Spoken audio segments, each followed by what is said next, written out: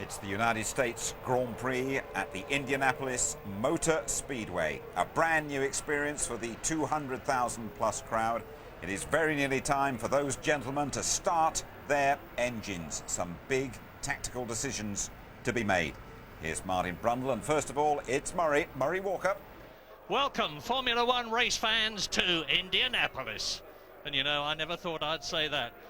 I feel a bit like a starving man in Harrods Food Hall, and it's great. It's an excellent circuit. The facilities are absolutely stupefying. The crowd is mega enthusiastic. The atmosphere is fabulous.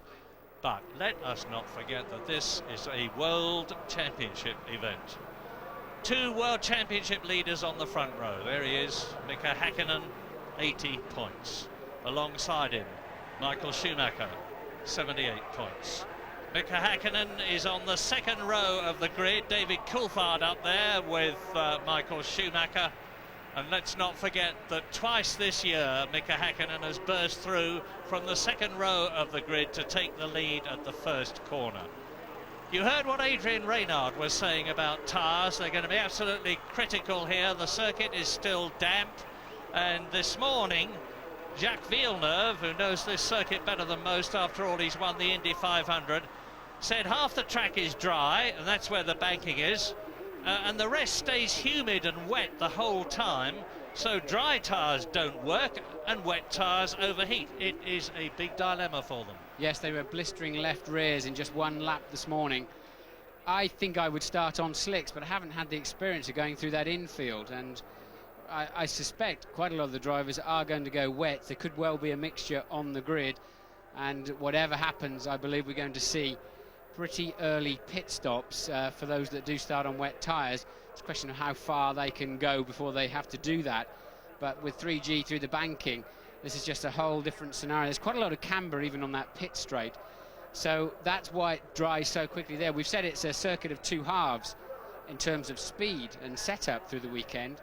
But that's also turned out to be the same, exactly the same with the weather conditions, because as you can see, the pit straight there virtually bone dry now. As I was standing down there, it was literally drying in front of your eyes. There's a little bit of heat bursting through now. So I'm just having a look and see what the track temperature is. Just 12 degrees, mind you. Now, we saw yesterday the cut-off point was 1 minute 24 before they had to come in for slick tyres. And it looked the same this morning, excepting it was so damp and cold that the track would not dry out. And Schumi went out on a set of, Michael Schumacher went out on a set of slicks late on and was some 7 or 8 seconds off the pace. So it's very difficult, Murray, for them to choose the correct moment to come in and make that pit stop. Yeah, track temperature is just about 1 degree cooler than it was this morning. But you know, it's a funny thing to say, but the weather conditions for this race look to me to be absolutely ideal for America. Let's make no bones about it. There's Jarno Trulli on wet weather tyres. Let's make no bones about it. Formula One wants to impress America. America is not used to cars racing in the wet on the ovals. They always stop the race, or they don't start it if it's wet, and understandably so, when you're turning left at 220 miles an hour all the time, and if you break away you're going to be in real trouble. But in Formula One they could be seeing a wet dry race, a great introduction for America. Well, this enormous crowd has never seen a standing start with regard to this circuit especially, or of course any running in the wet. They don't run here in the rain, they just all go home and come back the next day on the super speedway itself. And looking out of our window here, Murray, I can't see a single car on dry tyres. In the first 10, 12 that I can see, all are carrying wet tyres, as you just saw there on Michael Schumacher's Ferrari. Apparently Johnny Herbert down the field is on slicks, but he can afford to take a risk in that respect because he's back in 19th place on the grid. So those wet tyres are going to take some serious punishment. Right up to the first corner, the right-hander, turn one. It's a sharp 90 degree, like Monza, but much further away. And this is where they turn off the super speedway, running in the opposite direction to the Indy 500. Turn two. Now there's a lot. Turn three is the right-hander, which keeps going right-handed up into turn four, and they're doing about 75 miles an hour there. Then they sprint up to about 140 on that little short straight with Michael Schumacher leading. Now they're coming up to the double 90 at turn 6. There it is. And they're taking that at about 70 miles an hour, I guess. Up to the second fastest part of the course now, Hulman Boulevard, named after the great Hulman family that have pushed Indy on so far. Building up to some 185 miles an hour as they turn into turn 8. Parade lap, Schumacher, Coulthard, Hakkinen, Barrichello, Jarno Trulli, Jenson Button, an excellent 6th on the grid, don't forget. Now they're coming up to that bank turn. They will hit it in race conditions at about 155 miles an hour, still accelerating for turn 13, 185 miles an hour. It hasn't been the problem people expected it to be because all the loadings on the tyres and suspension are equally spread. But they then come out onto the long straight past Tower Terrace, 210 miles an hour before they get up to turn 1. And just look at the crowd there. It's absolutely massive. I've been here for the Indy 500 when there were over 400,000 people. There's about 250,000 here today. By far the biggest Formula One crowd that I've ever seen, even bigger than Hungary the first year that we ever had it. And it's coming up to climax time. Yes, and it looks right. I wonder if it'd feel like being at a disco with not enough people there. Just 250,000 people in a 400-odd-thousand seater stadium, but it doesn't work out that way. We're using about 2/3 of the actual facility, and it feels just great. But a start here on wet tyres on a dry track. Where do you brake into the first corner on wet tyres and a dry track? So a lot of unknowns for everybody sitting out there, and this is a tough one for young Jenson Button too. This is going to be a very strange first few laps of this Grand Prix, Murray. 73 laps. Michael Schumacher on the right, David Coulthard on the left. 1 light, 2 lights, 3 lights, and the American Grand Prix is go! Coulthard jumped the start. Coulthard will get a jump start penalty for sure. He was rolling a long time before the lights, so he's in the lead at the moment, but I'm absolutely sure Coulthard jumped the start. And look at Barrichello attacking Hakkinen, but it's Michael Schumacher. If Martin is right, effectively in the lead. David Coulthard in front at the present moment. Schumacher second, Hakkinen third, Barrichello in 4th position. Where he started, Jarno Trulli is still in 5th place. In 6th position, Jenson Button has held his place, but Jacques Villeneuve has come up ahead of Heinz-Harald Frentzen, it looks to me, and the young Canadian who has won here at Indy is making a colossal fight of it as they come into Hulman Boulevard. And Johnny Herbert on those slick tyres is last, absolutely plumb last, I believe now. So certainly those wets are doing the job in these early stages, but how long will they last? Yeah, jump start under investigation. David Coulthard is being investigated by the stewards of the meeting. They will be looking at tapes of the start there to decide whether David has jumped it. If he has, as Martin said, of course, he's going to have a penalty. Yes, I don't think they'll have to look at the tapes very long, unfortunately. Coulthard was definitely rolling as the lights changed, so that is a bit of a false lead for him at the moment, but he's very, very fast through the first part of this lap. Look at the cars moving around on that banking. The tyres squirm under that load. They're there to clear the water, not to lean on a 180-mile-an-hour long corner. And who is the fastest man on the track as the Jordan there comes out and takes Ralf Schumacher? Frentzen passes Schumacher, that's for 8th place. Frentzen then whistling up the inside into turn 1. You're going to see a lot of that this afternoon. They're carrying a lot of wind, but they can follow through those last 2 fast corners and get a tremendous slipstream on their way down to turn 1. 926 metres is the first pit straight. And who has got the wing loadings and the tyre fuel combinations right? We've got a long way to see. We're on lap 2. David Coulthard still in front. Is he going to be penalised? Michael Schumacher is second. Look at now. Watch Coulthard on the left there, getting away early. Schumacher tucks in behind him.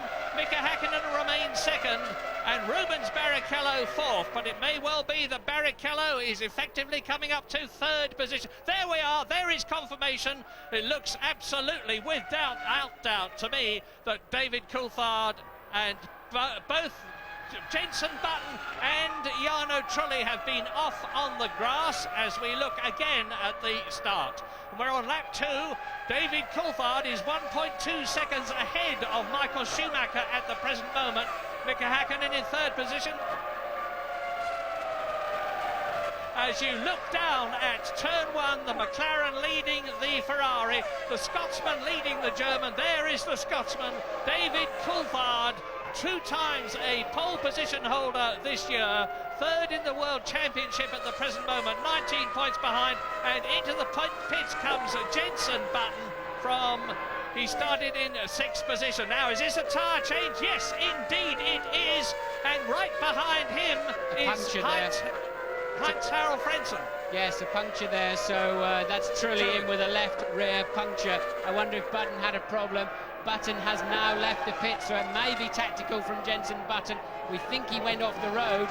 Maybe he's decided to come in for slicks. We haven't seen it on screen, but Button did go off the road. Now, whether he's collected a lot of grass in the radiator ducting, I don't know, and whether they put slicks on, I'm sure we'll find out very shortly. So here are the top 10. David Coulthard now 1.7 seconds ahead of the battle between Michael Schumacher and Mika Häkkinen, the 2 championship leaders, with Rubens Barrichello there in 4th position. Look back for Jacques Villeneuve, who is in 5th position now. He's fought his way up ahead of Heinz-Harald Frentzen. Ralf Schumacher is 7th, Zonta is 8th. Then it's Deniz and Jos Verstappen in the arrows, 10th.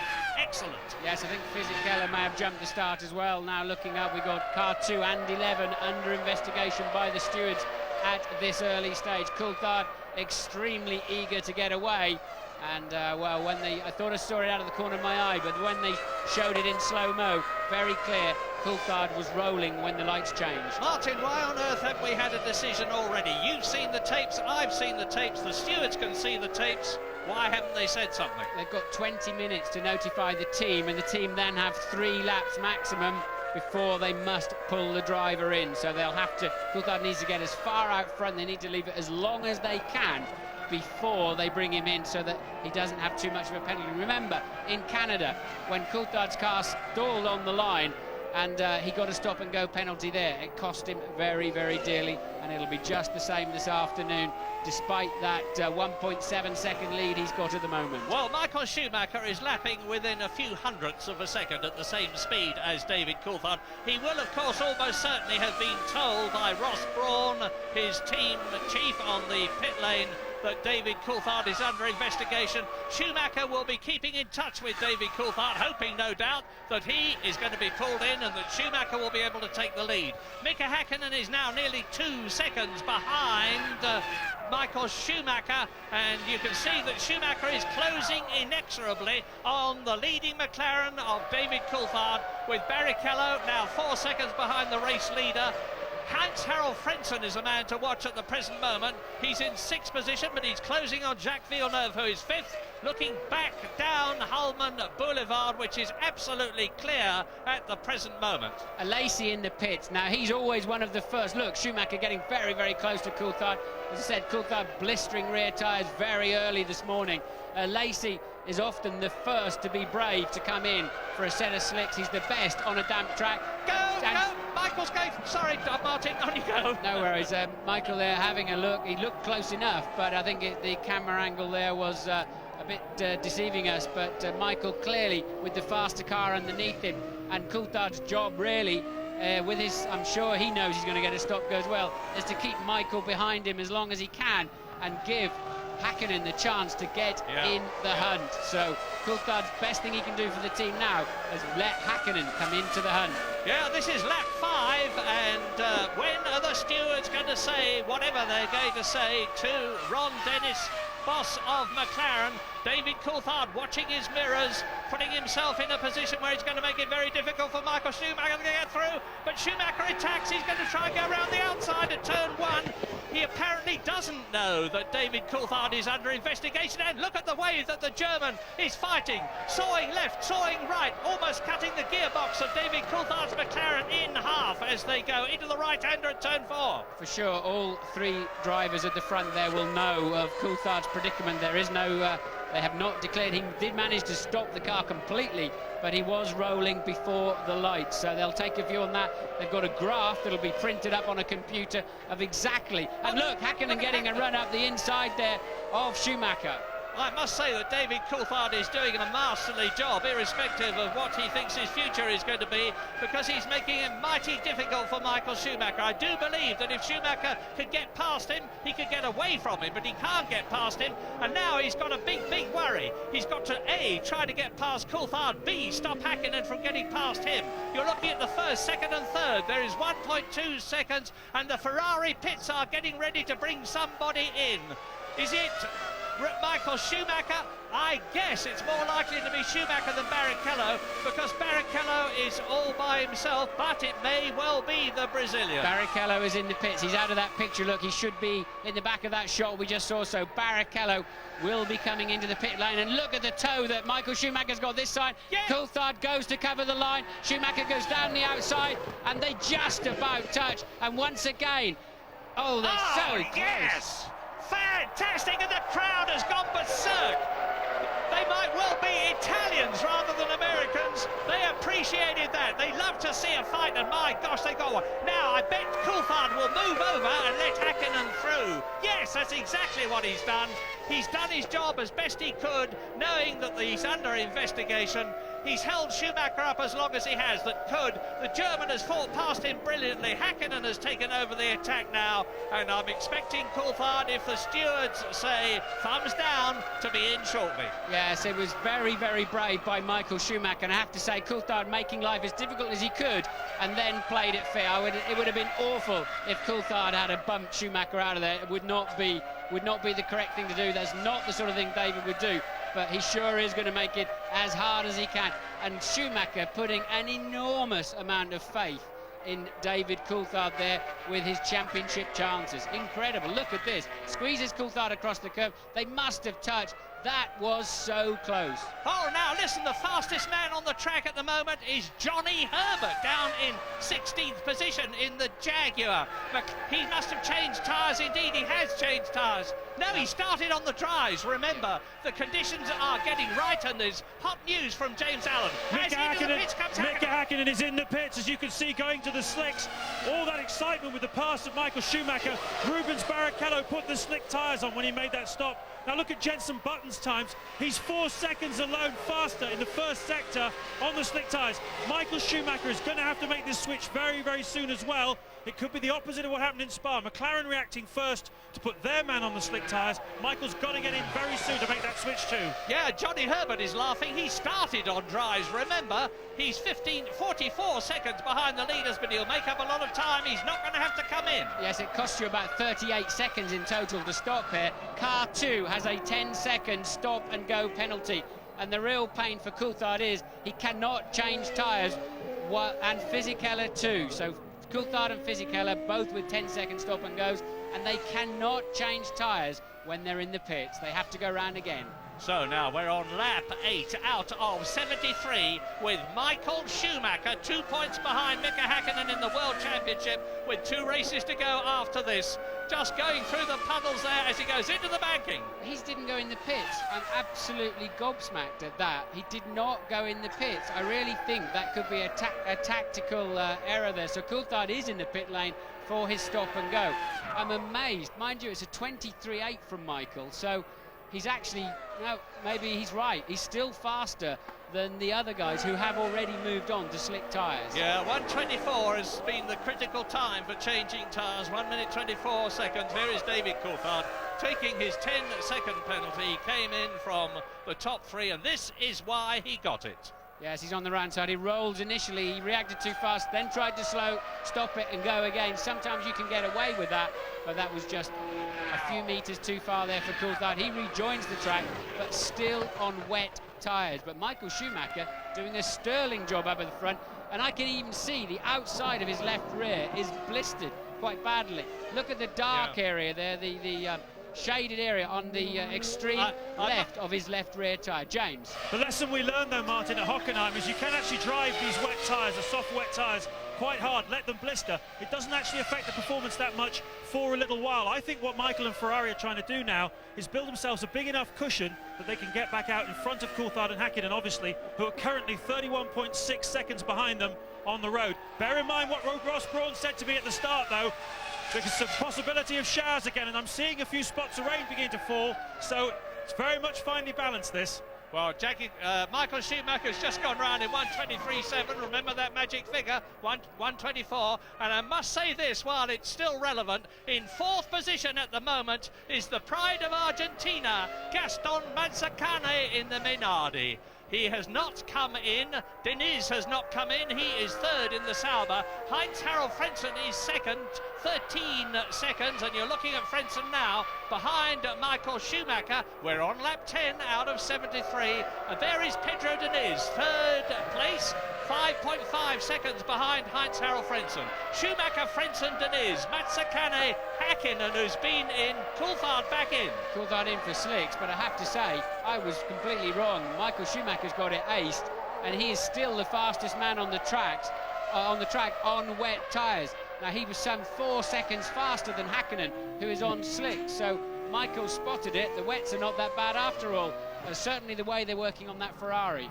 This is Ayrton Senna in reverse. Senna's brilliance was that he could stay out in the wet on dry weather tyres longer than anybody else and put up comparable lap times and go on and win the race. Well, Michael Schumacher, you've heard the situation now, and you look at Pedro Diniz on lap 11. Now, after Johnny Herbert, who I last spoke to you was in 18th position, he's now up into 10th place in the Jaguar as a result of starting the race on dry tyres, fighting at the start when the surface was damp and benefiting as it dries out. He's in 10th place. Yes, it's not going to work for Johnny, though. He's 52 seconds behind the leader, and it's a 38 second stop, so Johnny lost a little bit too much in the early stages. Michael Schumacher now 1.5 seconds a lap faster than Frentzen in second place. Michael going faster and faster each lap despite the track drying out. There's Barrichello, he's down in 7th place, and still he's 4 seconds slower than Michael Schumacher. So Michael's really got it spotted. Wets are still the answer. Yeah, but look at this battle. 6th is Villeneuve. 7th it was Barrichello, because Schumacher in the Williams BMW passes the Ferrari at turn 1 and sets about the BAR with its Honda engine in front of him. That's a key move there for Ralf Schumacher, because he has already stopped for slicks. So Ralf Schumacher nicely making his way through on the dry tyres. Lap 11. And Barrichello, there he is, he's been in, and it's not a good race for the Brazilian at the present moment. Started 4th on the grid. Now you can see from the matte colour of the tarmac there, which is glistening most of the way on the twisty bit of the infield, that it's still very damp there. And Villeneuve, who you were just looking at as now we join Mika Hakkinen, was saying that it's very, very slippery indeed on the infield. Now watch Mika Hakkinen as he comes up to Gaston Mazzacane in the Minardi, who is in 4th position. He's not been in, and of course Hakkinen has. Yes, Hakkinen on the dry tyres. We know that Herbert definitely started on dry tyres. I don't know about Mazzacane. Maybe we can have a look. They look like wet tyres to me. They look fairly nasty blisters. But Michael Schumacher still in the 1:23s as we go for a short break.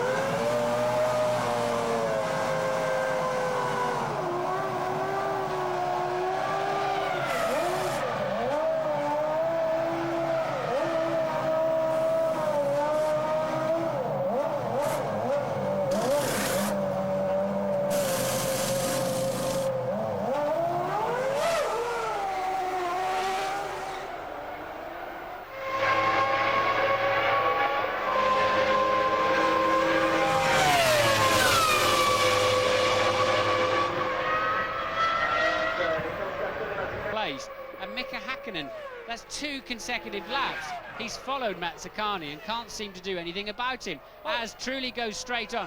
What you saw as we came back from the break was Trulli sitting in the pits after a disastrous stop. It seemed as if the Jordan team brought out the wrong tyres, and he's out of the race anyway. But he sat there for ages and ages, and they had to change the tyres. It looked like they were putting wets on, and they should have had a set of slicks. So finally then Button, and look, Mika Hakkinen waving his arm. Maybe Mika doesn't realise, I mean, it's the first time ever he's racing that Minardi for position. Yeah, it's the 7th retirement for Trulli this year, and Mazzacane is in 3rd place, is in a podium position. He's not going to give up. He should do, of course. Now, where are the blue flags, and why doesn't he watch them? No, there are no blue flags, Murray. He's in 3rd. He should not have a blue flag. As I said, Mazzacane's not used to having a McLaren behind him without seeing a sea of blue flags. He is racing for position. He is totally entitled to hold Hakkinen up as long as he can, as now Frentzen comes in from 2nd place for his slicks. Mazzacane was definitely on wets. I had a look in that last shot, and Hakkinen is now completing his 3rd lap behind the Minardi. And the Jaguars are continuing to go well. Eddie Irvine, Marc Genet has just gone fastest in the 1st sector, and he's in the Minardi. Ralf Schumacher, the quickest man on the track. Now, listen to this. Michael Schumacher leads Frentzen by 43 seconds at the present moment. Schumacher is the only man of importance at the top not to have come in yet. Frentzen is 43 seconds behind him. Mika Hakkinen is now officially in 3rd position. I'm waiting to see the shot. Where is Mazzacane? But Ralf Schumacher is the fastest of the lot. And there is Jenson Button. Look at his flat-spotted right front tyre. And he's out of the race. Yeah, I think Jenson's locked up big time somewhere, been off the road by the looks of it. This is at the end of the pit lane, so where on earth has Jenson come from? How did he get there? Where did he lock up his tyres? We'll see a replay, hopefully. And look, a few spits of rain on the helicam there. That doesn't necessarily mean to say there's much falling on the racetrack. You do get a false impression from those cameras. And there you're watching Barrichello, who is down in 9th place and not going at all well on those slicks since he changed over. Michael Schumacher still going faster and faster on his wets. Ferrari are ready, and we think it must be for Michael Schumacher this time round. Yeah, but watch Johnny Herbert behind Rubens Barrichello. Johnny Herbert very much in the top 10. Here they come. There's the BAR of Jacques Villeneuve, followed by Barrichello, followed by Johnny Herbert. Over the line they go. Ralf Schumacher is up into 3rd place in the Williams BMW. He is really flying. He's just done a 1:20.8. Yes, that's 2.5 seconds. Oh, look at Herbert. Yeah, Johnny's now gone past Barrichello. Barrichello nowhere on this slippery track. Michael has to come into the pits now. He's now starting to lose 1 to 2 seconds, and we understand that the Ferrari is in the pit lane. Yes, he is now, James. A 43-second lead over Hakkinen. He will rejoin in the lead. Amazingly, Martin, he's putting new tyres on the right-hand side of the car and old ones, used ones, on the left-hand side of the car.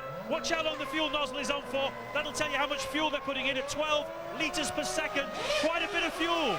So quite a bit of fuel for Michael, so that will push him quite deep, 7 seconds, push him quite deep into the race before he makes the major stop. But what they learned here was what Button did in Germany. He went long on the wet tyres. They didn't blister, or rather they blistered, but it didn't matter on the pace. That's what Ferrari learned from that, and they've used it today. McLaren have not used that lesson. Great thinking again. Out of the pit lane comes Michael Schumacher. He was leading by 43 seconds ahead of Mika Hakkinen when he came in.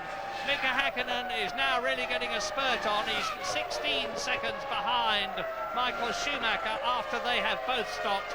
Ralf Schumacher is only 3 seconds behind Hakkinen and lapping faster than the McLaren in 3rd place. Heinz-Harald Frentzen in 4th position. Remember, he's made his pit stop. Pedro Diniz still in an excellent in 5th place in the Sauber. Jos Verstappen, the Dutchman in the Arrows, is 6th. And Ralf Schumacher is keeping up this blistering pace. He's gone faster again. He's closing the gap on Mika Hakkinen. Hopefully there they are in shot. Hakkinen on the left has just gone past Fisichella, who's in 20th place, and Ralf Schumacher will be vying to do the same thing.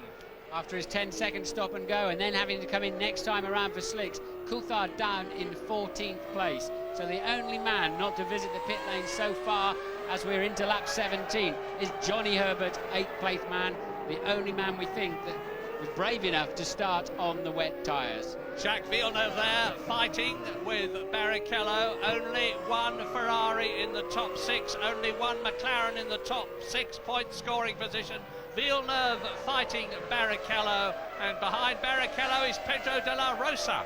The arrows are 6th and 10th. New fastest lap for Ralf Schumacher, still flying a 1:19.0. I'm sure it'll come up on the screen. Johnny Herbert has now passed Villeneuve and homing in on Verstappen and Deniz. Johnny needing to impress the American racing scene. He wants to drive in IndyCar, and there goes Johnny past Deniz, and that is for 6th place. No, he doesn't quite make it stick, and don't turn in on his nose, Pedro, and Johnny lives for another day. But that's for 6th place they're squabbling. Johnny having a great race. Yeah, the man from Romford, Johnny Herbert, who so badly smashed his feet in 1988 in that dreadful Formula 3000 race at Brands Hatch. He's never walked the same since, but he drives magnificently, and as you can see, he's attacking to get the Jaguar up into the points by getting past Pedro Diniz. But ahead of both of them is Jos Verstappen, and here is Herbert ducking and diving behind the Sauber.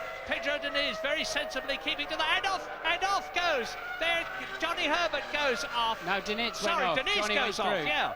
So Diniz now goes off. Barrichello's now attacking him. Diniz comes back on in front of fellow countryman Rubens Barrichello, or Ruby as they call him over here on the American commentary. I'm sure he'd be pleased with that one, but he certainly won't be pleased with this race. But Diniz locking the inside as he turned into turn 10 there and sailing straight onto the grass where there's even less grip. Johnny says thank you very much.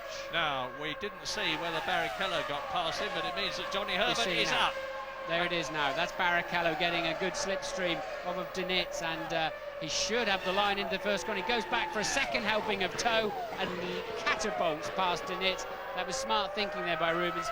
Pulled out of the slipstream, hit a brick wall of aerodynamic drag, ducked back in again and launched one up the inside. Nice move there, Rubens. Haven't seen much of what's happening at the front here. Is the answer Michael Schumacher, lap 19 out of 73. Mika Häkkinen is going quicker at the present moment. He's 9.7 seconds behind the Ferrari and closing. Ralf Schumacher is third. Heinz-Harald Frentzen is fourth. Jos Verstappen is fifth. You've seen Johnny Herbert attacking, and off goes Mika Salo in the Sauber. He's had a very rotten time in practicing. He was 16th, he's out of the race. Hey, look at this. Mika Häkkinen is already 1.3 seconds up on Michael Schumacher this time around. Schumacher is not quick at this stage of the race. Häkkinen is the man on the move, and the lead is now down to 8.1 seconds as you see Salo moving off, and he put too much power in. He could have got out of there, but he spun the wheels too much, so he should have driven away so gently, and he missed his chance there, Mika, of just clambering out of that gravel trap. Yeah. Let's take a short break.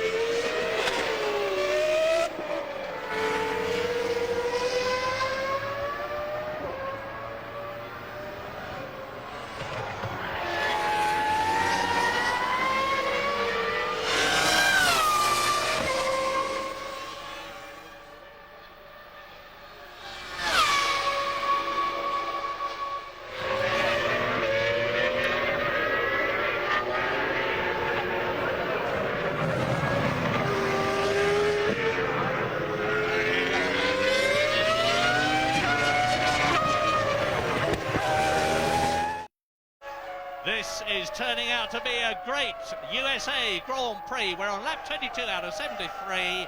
And Michael Schumacher has got the message that Mika Häkkinen, after their pit stops, was catching him. He's just put in the fastest lap of the race, 1 minute 17.581, 4/10 of a second faster than Mika Häkkinen. He now leads the Finn in the McLaren by 7.5 seconds. Ralf Schumacher continues to hold a brilliant third place in the Williams BMW ahead of Heinz-Harald Frentzen. And there is the German. His teammate Jarno Trulli has long since retired. Fifth place is Jos Verstappen in the Arrows. The Arrows is going superbly here. But look, watch this. That is Johnny Herbert, who's come up from 19th on the grid to 6th in the race in the Jaguar. Yes, he's been about 3/4 of a second faster than Verstappen in the previous 3 or 4 laps as he's been catching up. Johnny with a very, very good Jaguar underneath him at the moment, and he seems to also have good straight line speed. But so traditionally does that Arrows. The Arrows has been one of the fastest cars in the straight all weekend. So once again, in fact, it is the fastest in a couple of speed traps around here. So Johnny's got his work cut out. He's going to have to be brave on the braking into one to get up the inside of Verstappen. And Häkkinen responding to Michael Schumacher's new pace and brings the gap down to just 6.3 seconds. Louise, what can you tell us? I'm standing here with Jenson Button. Jenson, that was a rather short but fraught Grand Prix for you. Yeah, definitely. The second or third lap, I think I went down the inside of Jarno again, but he seemed to move across when I was alongside him, and then we hit wheels. Then I got a puncture, so the team made a good decision to try slicks, and I think it was working. The way it was, how fast I was catching the people in front, and then I don't know what happened. I was alongside Barrichello, and it was like I hit something, like I went across the finish line, like I hit the bricks or something, and then the engine just died, and that was it. Game over. Thanks, Jenson. And Johnny Herbert there is attacking Jos Verstappen for that 5th place. Now there is Jacques Villeneuve in 7th place and Rubens Barrichello just behind him in the Ferrari. And Mika Häkkinen continues to close on Michael Schumacher. Up front, 5.5 seconds now between the Ferrari in the lead and the McLaren in 2nd place. Ralf Schumacher is on his own, as is Heinz-Harald Frentzen.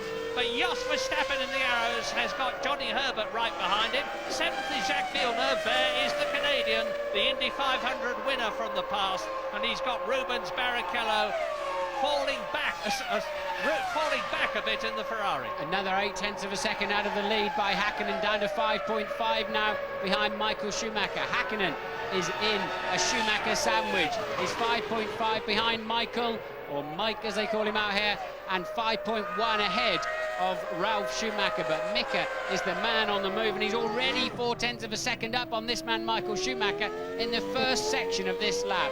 So it's really, they're just yo-yoing around. Michael attacks and then Häkkinen counter-attacks. Good stuff. Here's Michael. Now, what's happening behind Rubens Barrichello? 8th place, 9th is Diniz, 10th is De La Rosa. Both Arrows in the top 10. Eddie Irvine 11th in the 2nd Jaguar. David Coulthard 1.1 seconds behind Irvine in the McLaren. Ricardo Zonta is 13th. Then Marc Genet, Jean Alesi, Nick Heidfeld in the Prost, Alexander Wurz in the Benetton. Mazzacane is 18th. Fisichella has been lapped 19th, out of the race. Mika Salo in the Sauber, Jenson Button that you've just heard from in the Williams, and Jarno Trulli in the Jordan. There is race leader. Now you can see the gap between the red Ferrari on the right and the silver McLaren on the left as they go into the infield. It just inside the golf course here at Indianapolis. Believe it or not, the whole Grand Prix circuit is inside the Indy Super Speedway, as is the golf course. And amazingly, the Grand Prix circuit at 2.6 miles long is actually a whisker longer than the Super Speedway. Now, they're up to this complex of turns 8, 9 and 10, which is the only mild criticism I've heard of the circuit. It does disturb the rhythm, but if this race goes well, and it's a fabulous race and America likes it, I think they're going to make alterations to the track, make it longer and probably cut out those twisty bits. Häkkinen 7/10 up in the mid-sector of this lap, so the gap is going to be well under 5 seconds. The start-finish line is quite a long way down this straight. 16.6 for Michael, 15.7 for Häkkinen. The gap is down to 4.1 seconds. Hakkinen is sustaining this charge. James, what can you tell us? Michael Schumacher at that stop, the hose was on for 6.4 seconds. He took 25 laps with the fuel on board, so I reckon he's fueled to about lap 50-something. But I think Hakkinen has got less fuel on board, possibly about 15 or 20 kilos less. That's about 4 or 5 laps. So what Hakkinen has to do in this phase of the race before he makes his stop is get on terms with Michael Schumacher and hopefully get in front of him. It's the only way he's going to be able to win it.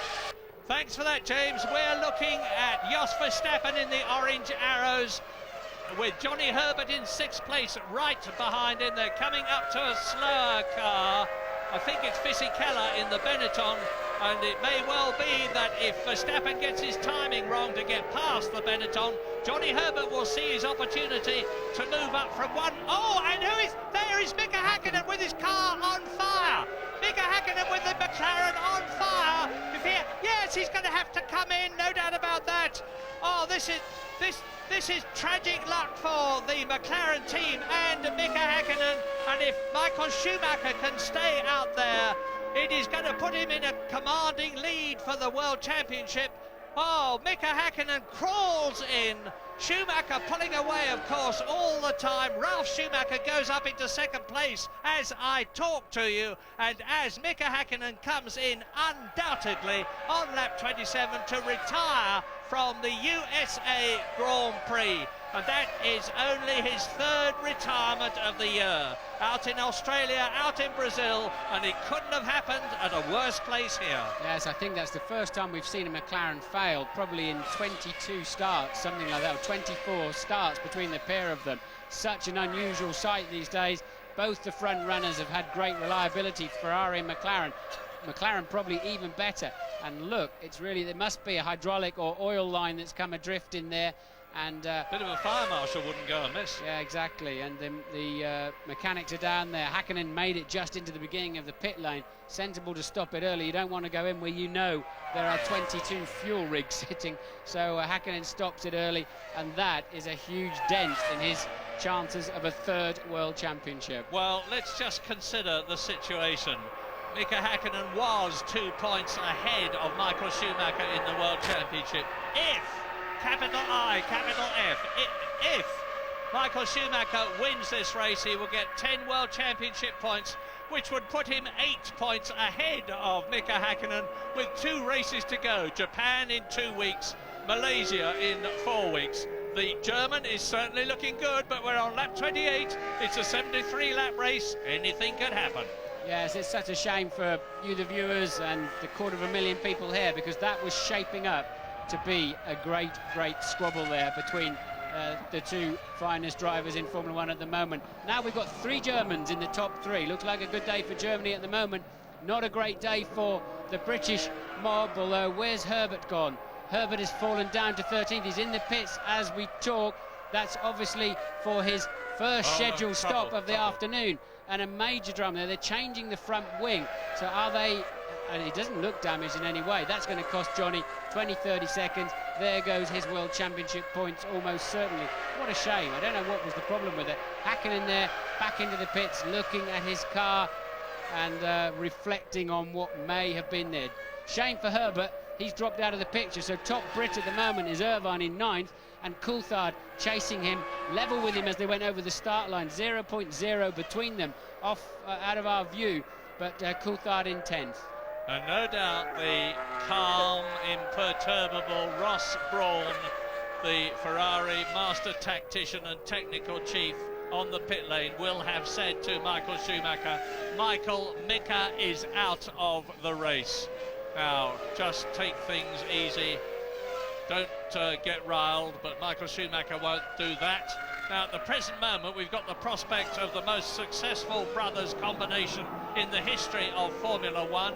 And unless I'm very much mistaken, it's the 9th brothers pairing, finishing 1st and 2nd, because there is Ralf Schumacher in the Williams BMW. He is in 2nd place, 12.5 seconds behind brother Michael, and 16 seconds ahead of fellow German Heinz-Harald Frentzen. So, Ferrari leads, Williams BMW second, and the highest place that they have had this season is a third place, 3 of them for Ralf Schumacher, and 4th Verstappen, 5th Villeneuve, 6th Rubens Barrichello. We're going to leave Indianapolis. Join us for the rest of the race later.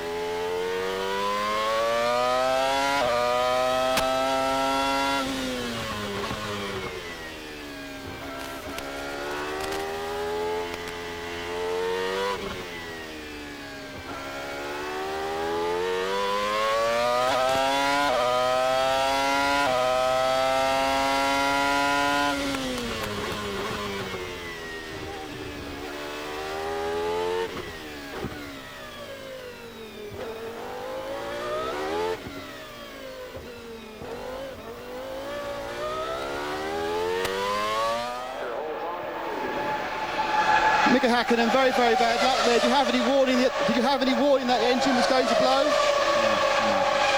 It did not give me any warning, so I don't understand what went wrong, but it was pretty shame. You know, the races get a bit short at the moment, and we have to finish the race to fight the championship, and today we did not, so doesn't help us. I'm sure it's very disappointing, but you must have thought those last few laps, you think you were going to catch Michael? You think you'd have won if you'd lasted? Yeah, of course. Thanks a lot.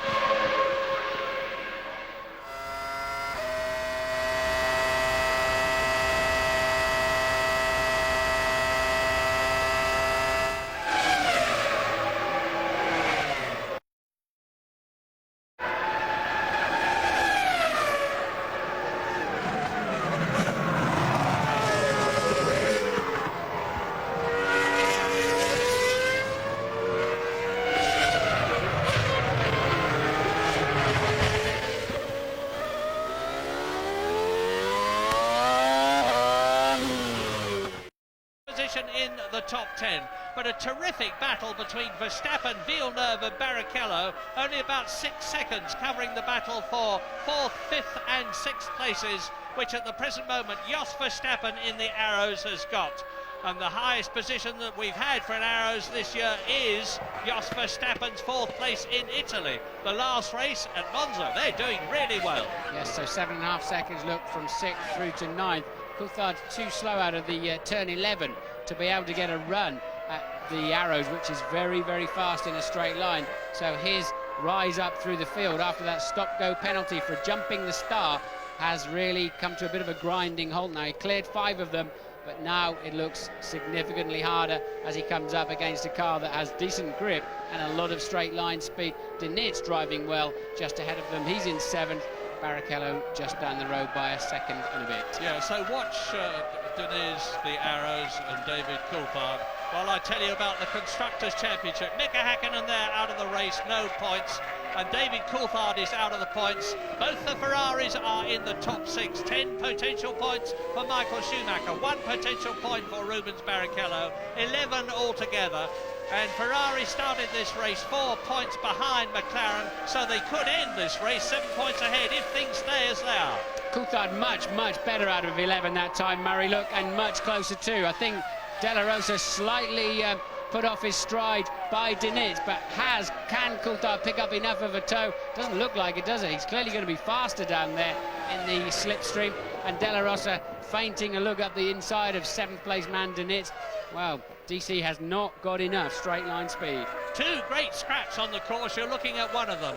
Verstappen, Villeneuve and Barrichello for fourth. And here is Diniz, De La Rosa and Coulthard fighting for seventh position, held by the Brazilian in the Sauber at the present moment. And it's even Steven as far as lap times are concerned, as Michael Schumacher goes into turn one at the end of that 210-mile-an-hour straight on his 34th lap out of 73, leading Ralf Schumacher, his brother, by 14.5 seconds. Yes, Michael's stretching it out now. That was his fastest lap of the race so far, the previous lap. Now beginning to pull away from Ralf. Ralf looks like he's been on a rally, doesn't he? I think there must have been quite a few cars off on that first lap, dragging mud back onto the racetrack, and the aerodynamics just trail it down the side of the car. Several of the cars out there looking a little bit scruffy, and we're not even at halfway point yet. I'm mighty impressed, Martin, by the arrows. Jos Verstappen in fourth place, De La Rosa in eighth position. They've got the excellent Supertech engine. It's a very slippery motor car, thanks to Egbal Hamady and Mike Coughlin's design work on it. And they were a very small budget compared with the teams ahead of them. And Ralf Schumacher tiptoeing round the corner there. Yes, you saw in the background the Jaguar, I believe that was of Johnny Herbert, remembering he was absolutely flying. That nose change he had to have, I just couldn't see a reason why, but there must have been one, has put him down to 17th and last but one, unfortunately. So sterling effort from Johnny Herbert in the early part of the race. The only man who started this race on slick tyres, got up into 6th place, was flying still, but unfortunately now down in 17th. Well, we're getting towards a half distance. Half distance is about 35, 36 laps. We're on lap 35 at the present moment, and Michael Schumacher just must be praying for reliability, because he's got a comfortable 15-second cushion between himself and his brother. He's 33 seconds ahead of Frentzen, who is in third place. Everybody has been in at least once. Fisichella's been in twice. Mika Hakkinen, of course, has been in twice. The second visit was to retire. Jarno Trulli made a couple of stops before he retired. Retirements in the order that they left the race. Jarno Trulli was out first, then Jenson Button.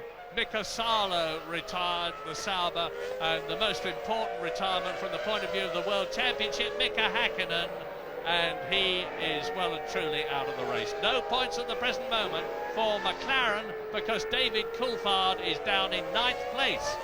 Yes, well, and that was Fisichella spinning off. He's already had a stop-and-go penalty, so he's not in the action. There he is trying to correct it, but Johnny Herbert did, in fact, have a damage right hand front corner of his wing. That's why they changed it, and we believe also Verstappen is in the wall somewhere, and it's going to be somewhere close to that. Here it is. This will be a replay, and it is coming up to turn 8. There's Fisichella spinning. But at the bottom of the screen, Murray, I think we just saw Verstappen losing the tail end of the car. So this is Coulthard shaping up one more time at the back of that arrows. He's got to get some kind of supersonic slipstream, because he's carrying more wing than the arrows, and as he pulls out he will hit a barn door, and still Coulthard cannot get close enough, and there is the end result of Verstappen. I think he locked the rears on the way in to turn 8, and he's made it as far as the wall across the slippery grass. Obviously okay, making sure his steering wheel was put on again as per regulations. Now let's have a look at this replay as David Coulthard comes up behind the arrows. We're back live on this one, but I've crashed a couple of Tom Walkinshaw's cars like Verstappen just has done, and he's not a pretty sight when you get back to the pits. He seems to be even wider and sterner than normal when you get there, I have to say. Well, David Coulthard fighting for 7th position at the moment, and he's still 2 places away from a single World Championship point, and to get it, he's got to get past De La Rosa and Pedro Diniz, who is in 6th place, last World Championship point scoring position. Rubens Barrichello, of course, has moved up to 5th position. Good news for Ferrari as a result of Verstappen going out, so he's on a potential 2 points, with Michael Schumacher's 10 making 12. Jacques Villeneuve is in 4th place in the BAR, lapping faster than Frentzen. Look at this time, Coulthard ever closer. Now this must surely be his chance. If he can't do it on this, I wonder how David's ever going to find enough straight line speed. There's just no way through there.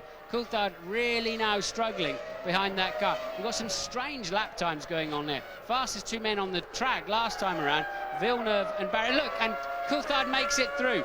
De La Rosa running wide in 3. Coulthard squeezing through, and that was a key one for David because that Arrows is so fast in a straight line.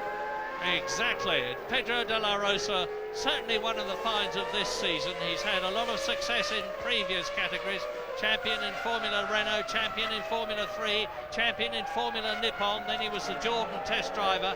Now he's in the Arrows, making a very good fist of it indeed, hopefully staying with them next year. We are on lap 38 as David Coulthard now has a look at Pedro Diniz is Sauber for 6th position and 1 World Championship point. Jacques Villeneuve exits turn 13, still ahead of Rubens Barrichello in 4th position, Villeneuve, and the fastest man on the track, of course, is David Coulthard, but he's bottled up at the present moment. Can he get past? Well, Villeneuve, and here's Villeneuve, here's Coulthard having a go at Pedro Diniz at the end of the straight. Pedro Diniz shuts the door in his face, which he's perfectly entitled to do at that juncture of the course, and off goes Ralf Schumacher momentarily, 17 points behind the leader in 2nd place. 17 seconds behind the leader, and I don't think it would have cost Ralf too much there. I think he just scampered down the grass between 9 and 10. How are we going to see it? He locks up the inside front, as you can see. I think he then had to do that short straight, just spinning his wheels down the grass as Michael Schumacher sets a new lap record of 1:15.229, and he really is very comfortable up front. It was Ralf in 2nd place who went off the road. Ralf doing a 17.3 on that lap, so actually it cost him about just over a second, not as much as you'd think. Have you ever seen so many people at a Formula 1 Grand Prix before? The answer is no, because there haven't been as many. Massive crowd. David Coulthard again. Attack. This could be his opportunity into the bank, turn 13. Right up behind Pedro Diniz Sauber. He can pull through and get past now. Pedro de la Rosa sees his opportunity. Pedro Diniz shuts the door, having a go. Now David's gone up the inside. He had to have a second go at the slipstream again, and as long as he doesn't outbrake himself, he has a clear run. Good manoeuvring there for David. He's just got the McLaren just is not fast enough in a straight line, but he's using the others. Isn't it great to see them really being able to follow each other so closely at 200 miles an hour? There must have been, what, a half a metre between them, less than that. And Coulthard having to go for a second helping of tow to get track position. Nicely done. That releases him now towards Barrichello in 5th place. So now, Mr. Producer, please let us have a look at Jacques Villeneuve and Heinz-Harald Frentzen, because Villeneuve in the BAR, and there, thank you very much, he must have heard me, because he's closed right up on Heinz-Harald Frentzen, and Barrichello is right behind him. This is the battle for 4th place. Villeneuve 4th, and what is Ralf Schumacher doing? Into the pits? It looks like a regular stop, doesn't it? And just coming in for, remember he stopped quite early in the race, so Ralf should be fueling, quite a long fuel stop I'd imagine, should be fueling in now right to the end of the race as he comes in from 2nd place. And look, all that scampering across the grass really does make it look even more of a rally car. Yeah, and Frenzen's gone up into 2nd place with Villeneuve right behind him. Barrichello next, then Ralf Schumacher has rejoined. David Coulthard in the points, fastest man on the track. 1:15.042. Fight, Ralf, to get your place back. Bad news there for Ralf Schumacher. As he came out, Diniz and De La Rosa went through, so Ralf was going to come in somewhere around 8th place until the others make their pit stops. Look at this. This is the battle for 2nd place. Frentzen in the yellow Jordan, Villeneuve in the white BAR, Barrichello 4th in the in the Ferrari, and spin! Spin! And it's Jacques Villeneuve lost his position to Rubens Barrichello, but Louise Goodman down there can tell us what happened to Johnny Herbert. I can indeed, Murray. What happened is when Johnny came in for his pit stop, he actually locked up and clipped a couple of the mechanics. The mechanics were okay, but unfortunately one of them dropped the wheel gun actually on the front wing, and the front wing got broken. That's why you saw the mechanics changing that front wing, and that's why Johnny's dropped down a bit. Thanks, Louise. Masterly avoidance by Rubens Barrichello of Villeneuve spinning BAR. Masterly recovery by Villeneuve. Yes, Villeneuve hooked the grass on the inside as he was getting on the throttle pedals. So nearly, look, the rear wheel so nearly touched. Remember, if you saw our track guide with Jacques earlier this weekend, he hated that turn 10 right from the get-go. As soon as he saw it with us, as he spun there yesterday too, and as soon as he saw that corner with us, as we went around the track, the first time he'd ever seen it when we were doing our track guide, he hated it immediately. And look, it's caught him out again. Coulthard now down in the 1:14s. He is absolutely flying in 5th place. Well, here is the leader. We haven't seen much of him because he's out there in front by 37.5 seconds. Michael Schumacher pacing himself to the end, but he has still got 32 laps to go. Heinz-Harald Frentzen and Barrichello battling for that second position now. Barrichello trying to make it Ferrari first and Ferrari second. Frentzen trying to stop him. Jacques Villeneuve has spun, and the McLaren mechanics are out in the pit lane for David Coulthard in 5th position. 47 seconds behind Michael Schumacher, ahead of Pedro Diniz. Ralf Schumacher is 7th.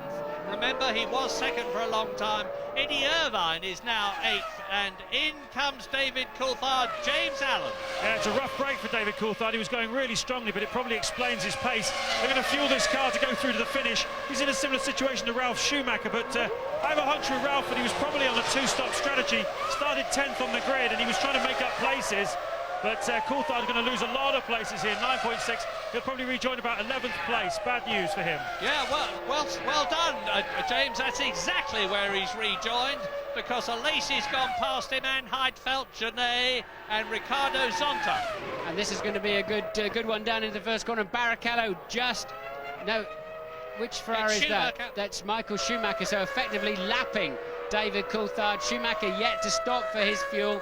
So David goes down a lap. I think we've just seen why Coulthard jumped the start. If you saw him as he raised the revs at the pit stop, the car started to move forward and they were still refueling it. It seems like his clutch is dragging. Slipping clutch for David Coulthard is our guess. Michael Schumacher, nothing slipping for him at the present moment. Lap 43 ahead of David Coulthard, not just ahead of him, but a full lap ahead of him. And no McLaren in the points again, both the Ferraris in the points. Michael Schumacher is leading, Rubens Barrichello is 3rd, Heinz-Harald Frentzen is 2nd. We're leaving, we'll be back.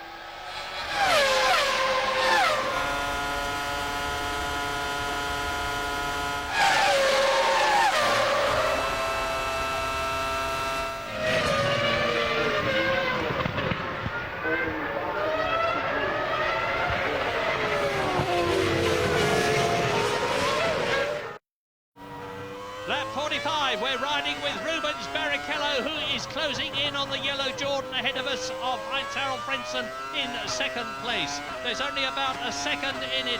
Rubens Barrichello has well and truly got the message. He's lapping 0.6 of a second faster than Frentzen.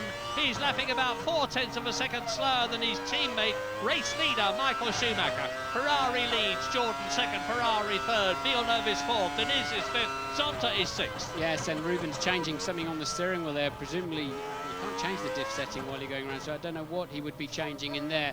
But surely he's now hooked this car up. He has been lapping even faster than Michael in the sister car, who was off the pace. Remember, in the early stages of the race, seemed to be a sitting target for everybody as Herbert, Villeneuve and co charge past him. But now he's found some grip because he's yet to stop again. I'm sure he will have to come in for fuel one more time, will Rubens, as will Frentzen and Schumacher up there at the front. What an astounding race this is turning out to be. Remember that Ferrari led the Constructors' Championship right up to Hungary, but then McLaren took over the lead. And now Ferrari are first and third. Are they soon going to be first and second in the United States of America at this marvellous circuit, Indianapolis? Yes, Jordan needs these points today. They're down in fifth equal in the championship. They finished third last year. They were expecting great things this year, and it hasn't worked out. They've had reliability problems and a bit of bad luck. They have shown some good speed, as is Frentzen today up there in second place, albeit 41 seconds off the lead. But Jordan desperately need these points. Yeah, we haven't talked much about the weather lately. You can see from the light grey coloured portion of the track that it's dry all the way round in parts. There are of course some damp lines, you can see it there on turn 10, the left-hander. But if you use your head, and they've certainly got plenty of brains in theirs, you can stay on the light and therefore the faster part of the circuit, which Frentzen just failed to do now. And Barrichello is getting into a very strong position to get past the Jordan. There's a slow car on the start-finish line. Over to the right-hand side, Della Rosa is out of the race on the right. I don't think it'll be a problem. There's that car now. This looks like a video game, doesn't it? Absolutely amazing. And that is a difficult car to move out of the way. A very difficult car to clear off the line, depending on whether they choose to do so or not, or just leave it there, because that has got to travel a few hundred metres to clear it off the racetrack. Yeah, tough for Arrows after all the complimentary things I've justifiably been saying about them. Both of them out of the race, but we're back in it, and Rubens Barrichello is well and truly on it. Look at this. Heinz Frentzen second, Barrichello third, and they are 3 seconds ahead of Villeneuve, who's actually catching both of them, as Giancarlo Fisichella, Gino Fisichella, as he's called here, is in 17th position entering the pit lane, and his teammate Wurz, as a matter of interest, is 15th. This circuit has not at all suited the Benettons. They have just not been able to get grip. Barrichello can and does, as does Frentzen. Now out of turn 11 into turn 12. This is the flyer, 155 miles an hour. Building. Now let's listen to the revs.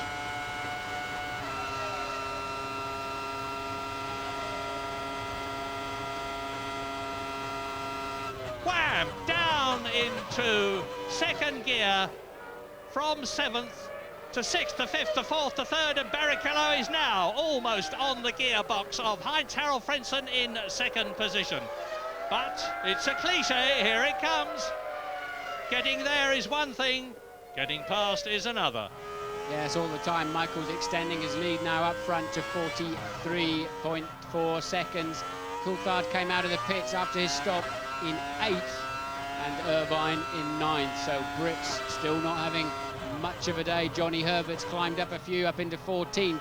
They're way down the field now. Michael Schumacher has not made mistakes, has not had problems. Barrichello hacksawing away at the wheel there, trying to stay in touch with Frentzen, and the Ferrari mechanics I can see out of the commentary box window here in the pit lane once again. Now that should, I assume, be for Barrichello, because he stopped for slicks much earlier than Michael.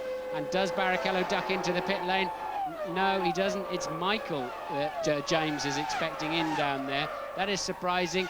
We thought he could go a little bit further than that, because he stopped quite a bit later than anybody else for those slick tyres. Well, look at this. Frentzen and Barrichello, and just out of shot is Jacques Villeneuve in the BAR in 4th position, and he is catching both of them. The BAR has been getting better and better this season. You heard Adrian Reynard, and into the pits comes Michael Schumacher with a lead of 45 seconds. He should be able to get in, take on fuel, change tyres, get out, still in the lead, James Allen. Yeah, I think the reason for this is simply safety. He was about to catch up to Zonta and Diniz. Traffic that's moving quite quickly in 6th place, I think it is. So just a bit of caution really on Ross Brawn's part. Get him out safely. Looks pretty good at the moment. Of course, he also 7.7 seconds, also got the wave yellow flag still on the main straight, so he just wanted to get him through there nicely, and smart thinking, I think. Here, immaculate stop, just under 8 seconds, keeps the limiter on to not exceed the speed limit in the pit lane.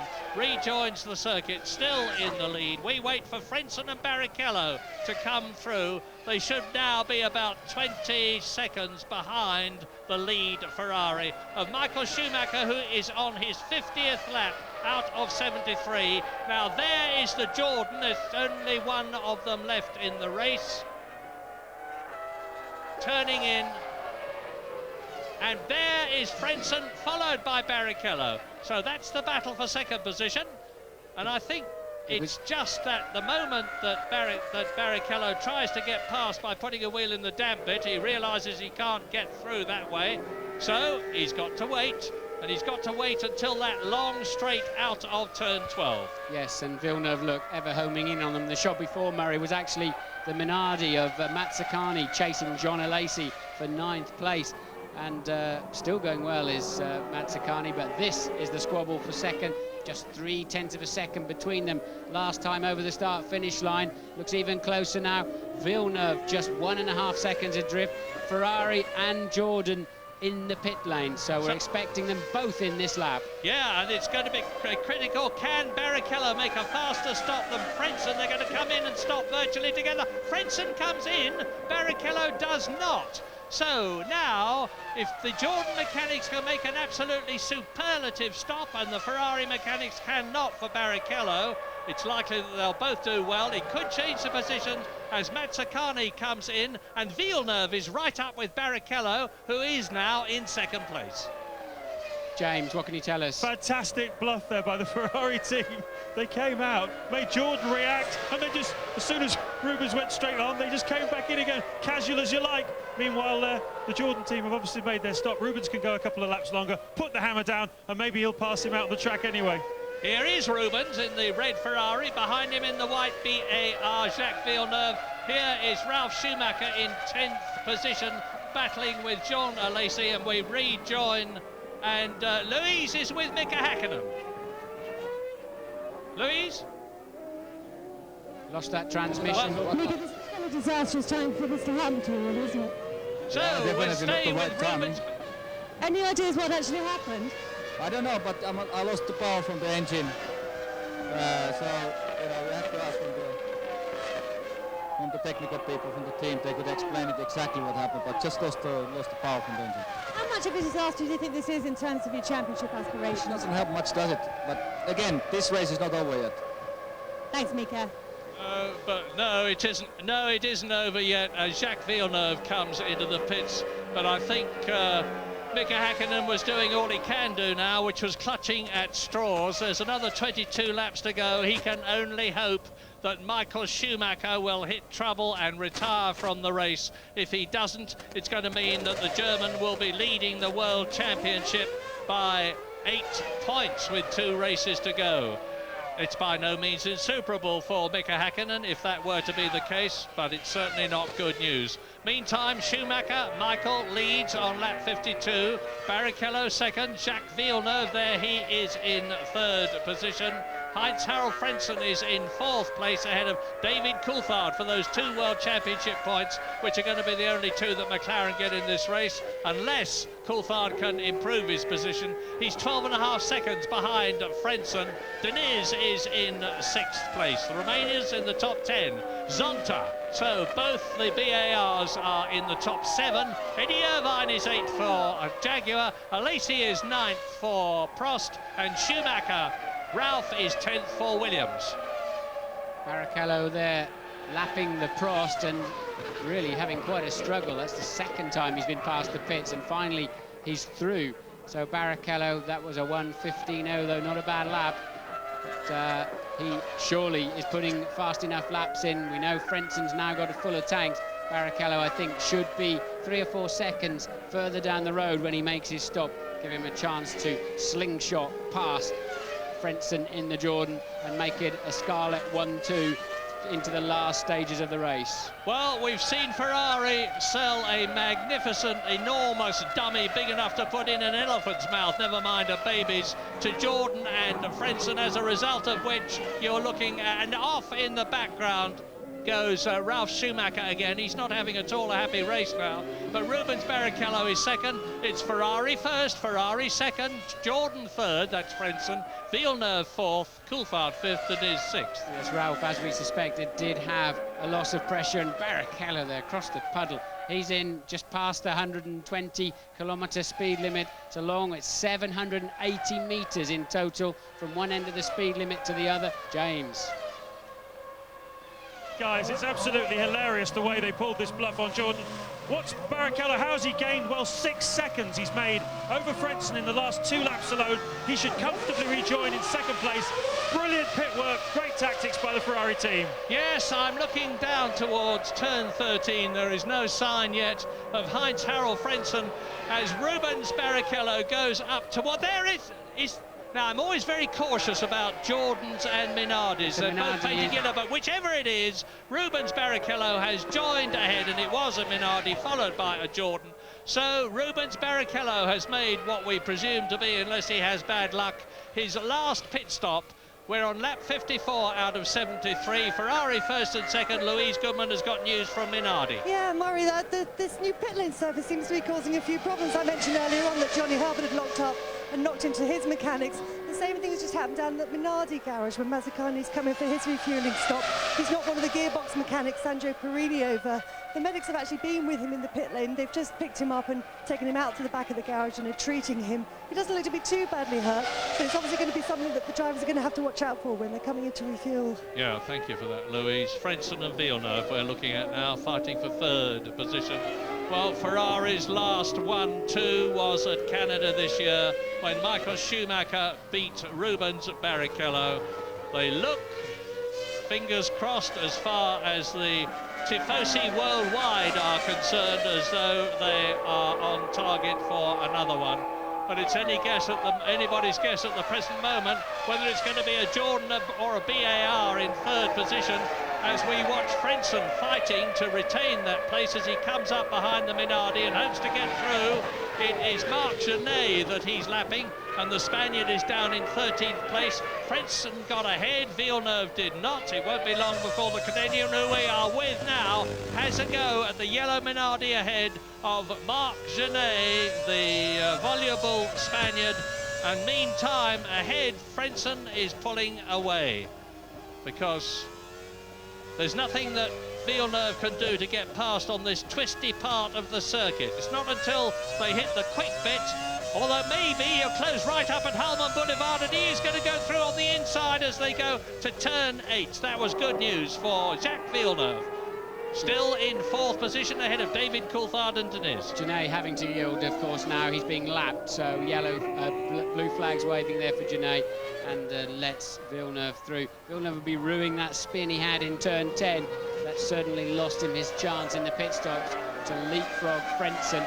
And it's Barrichello who got that job done. Barrichello now running some 40 seconds behind teammate Michael Schumacher. Isn't this looking good for Ferrari in the Constructors' Championship too? Indeed it is. They're on a potential 16 points. They were 4 points behind McLaren when this race finished. So if they're taking the lead in the Drivers' Championship from Mika Häkkinen with Michael Schumacher, they're taking the lead, or will be if things stay as they are, in the Constructors' Championship by a very sturdy 12 points. Great news for Ferrari, who won the Constructors' Championship, of course, last year. Bad news for McLaren. And things have seesawed this season. We've had a wonderful fight for the Drivers' Championship. Michael Schumacher led it right the way through to Germany, and then Mika Häkkinen took it over with 2 successive victories in Hungary and Belgium.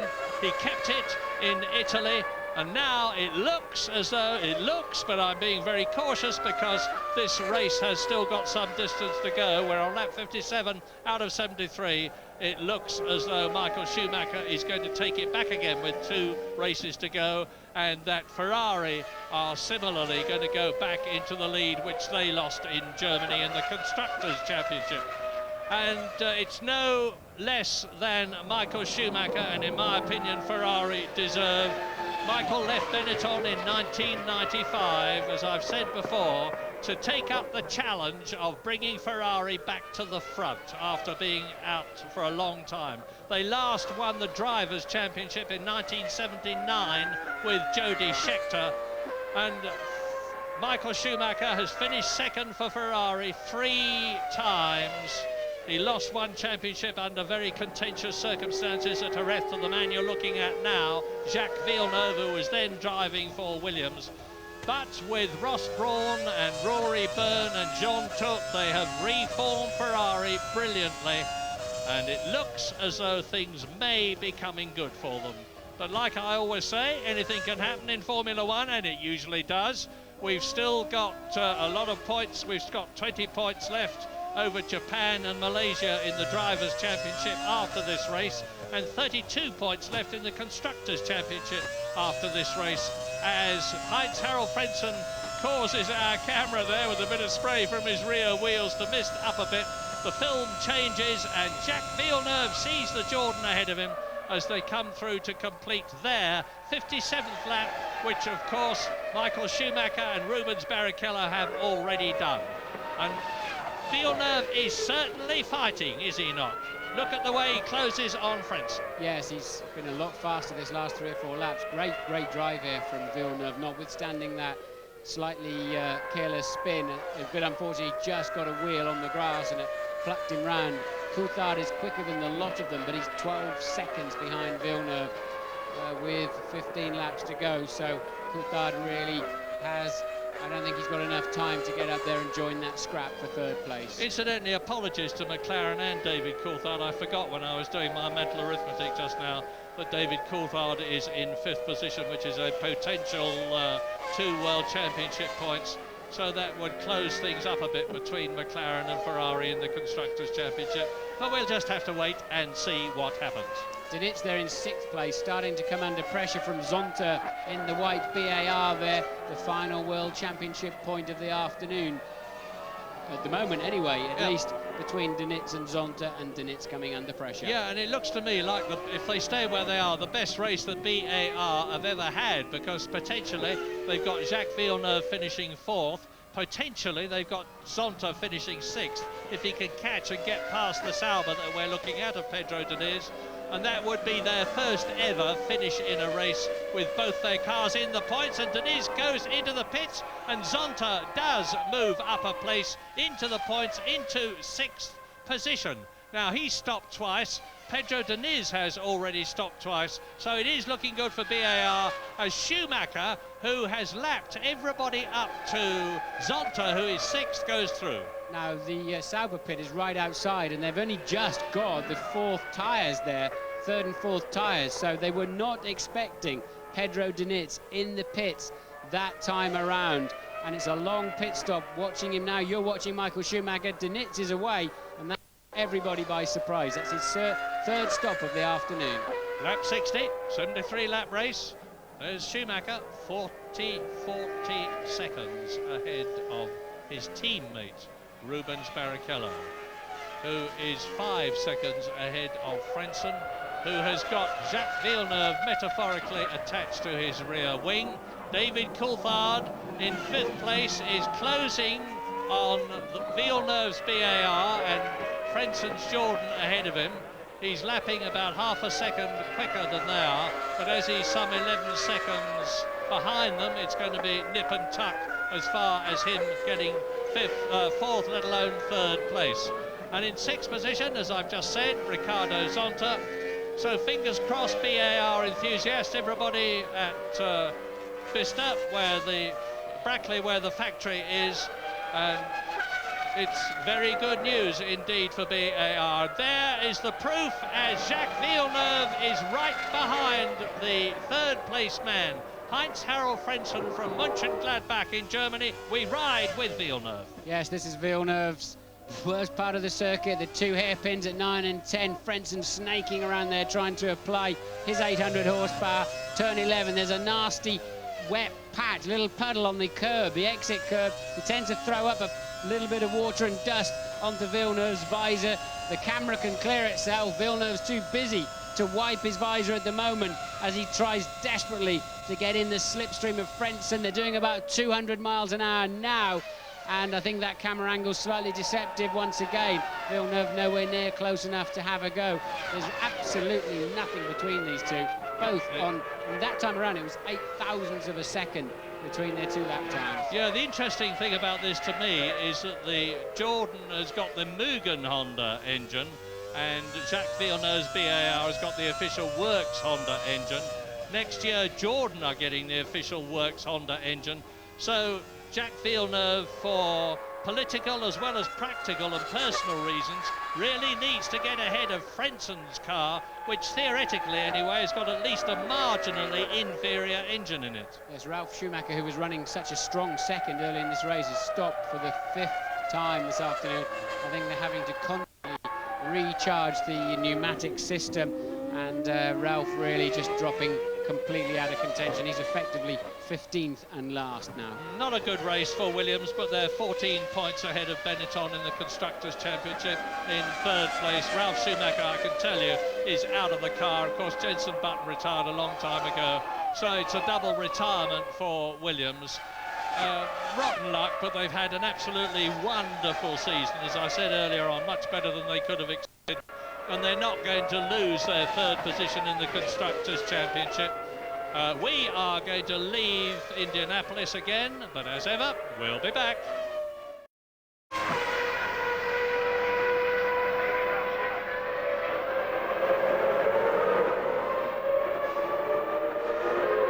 Almeno non arrivo. Capito? Ha senso di fermarsi, quando ti dicono fermarti ti devi fermare.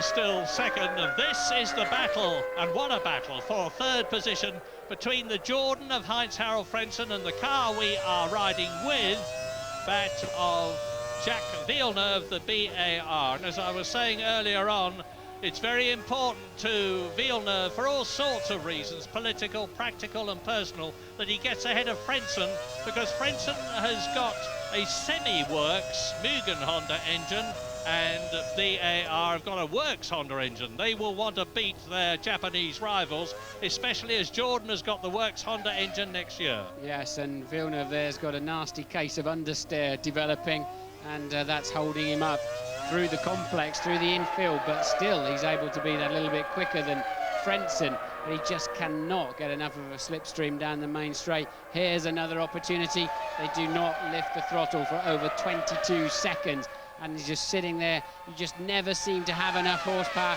however much you've got. And this time Jacques has got a nice toe, and I'm sure Jacques can be the last of the late breakers if he needs to be, but there's not a lot between the Mugen Honda and the Honda, is there? And he takes a dive up the inside, yes, and he's going to go wide. That's the problem. He's going to have to take to the grass. There is an escape road there, would have cost him a lot of time, and that really, now we'll see how fast Jacques is, see if he can close that gap straight back up again. But the only thing he could do was a big stab up the inside. Well, he tried, and he was right to try. He's tried before this season and taken somebody off. Here's a replay. Coming up to turn one, they're doing about 210 miles an hour as they close. Villeneuve goes through, runs wide onto the grass, loses traction, does well to keep the car pointing straight and not go up the escape road. And of course now Frentzen has massively increased the gap between himself and the BAR, which is back on the track. Yeah, tad ambitious that one there, Jacques. I think it came from about 3 car lengths back, and that's the net result. I think he had to have a go, but he was just a little bit too late on the brakes. I think he could have made it, he just braked too late. Yeah. They all tend to blur together. Where was it that he took Schumacher off, Ralf Schumacher in the Williams? That was in Canada at the hairpin in Montreal. Right. So that gives Frentzen a bit of breathing space, and can Jacques now, they're both lapping pretty quickly anyway, but can Villeneuve clean those tyres up, warm them back up again, and start closing that gap down? Coulthard 9.8 seconds behind Villeneuve last time around. It's going to be significantly less. It's now 5.8 because of the time Villeneuve lost. So Coulthard homing in on the pair of them again. Lap 66 out of 73, race order top 10. Michael Schumacher leads his Ferrari teammate Rubens Barrichello by 30 seconds. Frentzen is 8 seconds behind them. Off spins the Prost. John Alesi, 3rd position, Heinz Frentzen, 4th Villeneuve, David Coulthard is 5th, Zonta is 6th, Eddie Irvine in the Jaguar is 7th, Alesi, who has just spun, is out of the race, so up into 8th position goes his teammate Nick Heidfeld, and in 10th position is Pedro Diniz. Yes, that's the engine seizing up there, and Alesi trying to clear the track, trying not to leave oil on the racing line, the pro that he is, but I think the engine seizes basically and puts him off the road. Yeah, I missed one of them actually. It's as a result of that move. Alexander Wurz is now in 10th position, pursued by Johnny Herbert, who is in 11th position. Retirements as you watch Michael Schumacher on lap 77 out of 73 in order of retirement. Jarno Trulli, Jordan, Jenson Button, Williams, Mika Salo, Sauber, Mika Hakkinen, McLaren, Jos Verstappen, Arrows, Fisichella, Benetton, De La Rosa, Arrows, Ralf Schumacher, Williams, both the Williams out of the race, both the Arrows out of the race. Last man as ever, but he is running, Gaston Mazzacane, 14th, and he is, in fact, he's out of the race now. 12 left out of the 22 who started, and Michael Schumacher coming through yet again, this time to complete his 66th lap. Yes, he's the slowest man on the track at the moment by some margin, just stroking it. 29-second lead with those 6 laps remaining, so Michael just on an afternoon cruise. He's done the hard work. He can now coast a little. Martin, we've got the luxury of the computer which tells us where everybody is, pictures of everybody around the track which are ever changing. But from a spectator's point of view, as Alesi walks in, they're seeing a Schumacher, an enormous gap to Barrichello, a gap to Frentzen, Villeneuve catching him, David Coulthard 5th. What are they going to think of this, do you think? Well, they've seen a standing start. They saw some good tactics. If they've been able to follow the race and been able to understand what's happening in front of them, I think the crowd have enjoyed it. They just seem to get into it here. The fans here just come along, and they're determined to be entertained and happy, I have to say. Yeah, when the cars went onto the circuit for the first time today, and this is the big crowd, of course, we had a lot here yesterday for qualifying, but when they went onto the circuit for the final half hour of practice this morning, there was a gigantic eruption of applause from this enormous crowd. There are a massive number of petrol heads here. 60,000 people have come from Canada, and the Canadian there, Jacques Villeneuve, is closing up on Germany's Heinz-Harald Frentzen. He's still fighting for that third position. Yeah, he's 3/4 of a second a lap faster, so demonstrates to you just how much Frentzen has been holding him up. But why should Frentzen yield? Of course, he will not. But Villeneuve's going to have to get in that slipstream once again and somehow try not to break quite so late. Yeah, as they... Michael Schumacher is on his 69th lap. What I haven't mentioned today, and what you could see if the camera was high enough, is the marvellous Hall of Fame at Indianapolis, this fantastic museum which has great Indy cars from the past, Formula One cars, sports cars, and is magnificently displayed, everything. And there is, including in that, a Stewart from last year, the Jackie Stewart car. And now we're on lap 69. So, and off goes Michael Schumacher. What on earth is he doing? That's amazing. Michael half asleep. He's got plenty of lead left to get away with that, but Michael obviously just falling asleep a little bit with his cruise and off onto the grass. Absolutely amazing. He had a 26-second lead last time around. That's cost him 4 or 5.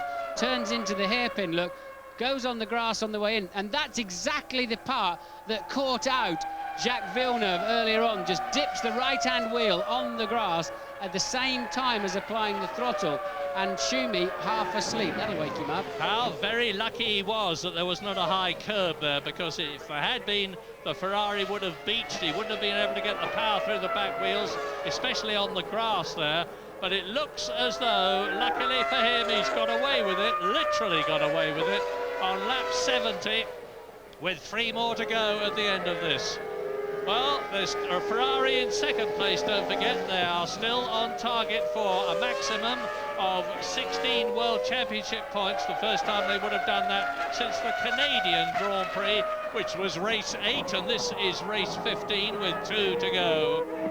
And McLaren currently leading the Constructors' Championship, because this race is far from over, are only on a potential 2 World Championship points for David Coulthard in that 5th position. The BARs of Zonta and Villeneuve are still both in the points to make history for the team if they can stay where they are. Frentzen there, right hand of the cars, 3rd position. Now behind Zonta in the BAR 6th position is Eddie Irvine in the Jaguar. He's lapping marginally quicker, but he's 22 seconds behind Zonta, so I don't think there's any question of catching him. And James Allen, what is the last minute news from Ferrari? Well, they're laughing now, Murray, but you can imagine how anxious they were. Giant relief down here. And I went up to a few of them and said, what about that then? And they said, oh, well, that's Michael, you know, he's a genius, but sometimes... Remember Monaco a few years ago, guys, where he was miles ahead in the lead. He went straight on at Saint-Devote and spun it round. He's done it 2 or 3 times. He's done it here today, and hopefully for them, he's got away with it.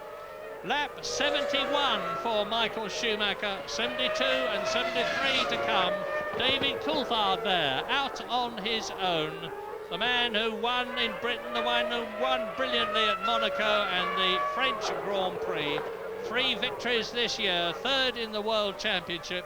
He's going to close the gap between himself and Mika Häkkinen, but since that gap was some 17 points, it's not going to make a lot of difference. Yeah, I think it was 19. I hate to tell you also, Villeneuve and Zonta finished 4th and 6th in the very first race of the year to give them a BAR, 2 cars in the top 6, but can Villeneuve make it the first podium, I believe it would be, ever for the BAR team? Yes, indeed, it would be. And they all deserve to do well, the Formula One constructors. They all try massively hard. They all work all-nighters when they have to. They all spend an enormous amount of money, and No, none of them failed to deserve success. BAR have had a particularly torrid introduction to Formula One last year, and they richly deserve that third place, which would be Jacques Villeneuve if he can only get past Heinz-Harald Frentzen. But he hasn't got long to do it, because Michael Schumacher is now on his last lap but one. Each lap 2.6 miles long, so he's got less than 5 miles now as I talk to you. And how Villeneuve is trying. He's throwing caution to the winds. He's going to get right up behind Heinz-Harald Frentzen and then pressure the German right to the last knockings, and he's still on it. Look at him. Yeah, a bit leery there from Jacques, but it worked out quite well. He managed just to get the nose into the corner somehow as they now head into turn 8. A little short squirt into 9, and this is where Jacques is very fast, even though he spun there earlier on. Or I should say more, Frentzen seems slow through there, and Jacques has got a great chance of getting in the slipstream as Michael Schumacher commences his final tour, Murray. Michael Schumacher is on lap 73 out of 73 to come home and win, if he can just do this last 2.5 miles, a truly historic race.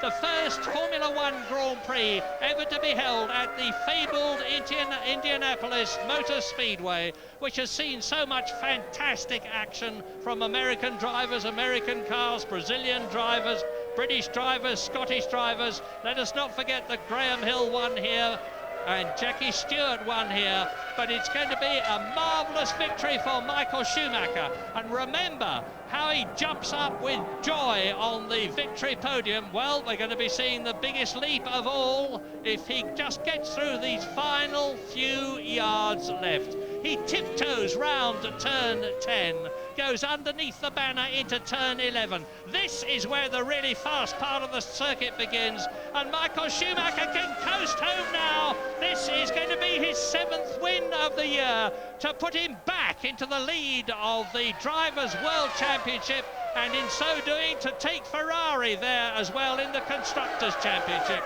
Yes, victory for Schumacher. Now, the gap between himself and Rubens Barrichello, his teammate, had closed to under 13 seconds on the previous lap.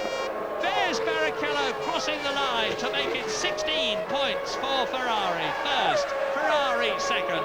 Now, who's going to be third? Frentzen's over the line. No, yes, Frentzen has already gone over the line, look. He took the 3rd place from Villeneuve, and they ended up just 17 seconds behind Michael Schumacher in the end. They were closing that gap. Remember, Michael on a coast, then had a spin. But what a great race for Ferrari. This was the great unknown of the championship year. Ferrari have taken it. Remember just how good Michael was in Malaysia last year, despite there being a few dramas on technicalities on the car. There's there's a little bit of unease in the paddock about the extending the pit lane and moving the grid, the pole position slot, and certainly some unhappy people around in the paddock that it seems to always fall in Ferrari's favour. But whatever happened, they went out there and just won the race. Just look at that picture. The Ferrarista are here in massive numbers with their flags. This could almost be Monza if it wasn't a double tier. We're going. Join us again soon to see the closing ceremonies.